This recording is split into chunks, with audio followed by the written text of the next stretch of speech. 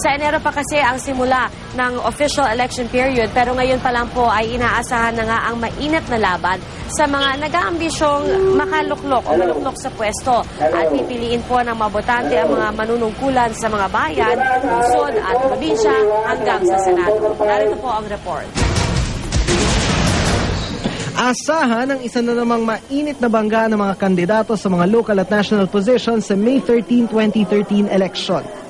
18,022 posisyon ang paglalabanan dito.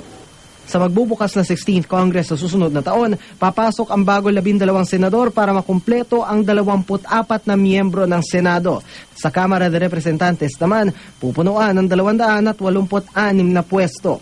Kabilang na riyan ang 229 na kinatawa ng mga distrito at 57 party list representatives.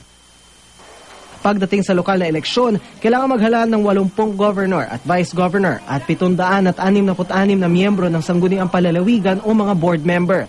138 city mayors at vice mayors at 1,532 miyembro ng sangguniang panglungsod o city councilors.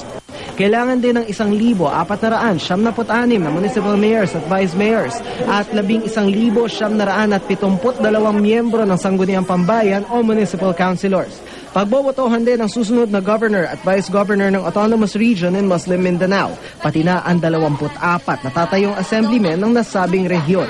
Mag-uumpisa naman ang opisyal na election period sa 13 ng Enero sa susunod na taon. Magtatagal ito hanggang 12 ng Hunyo.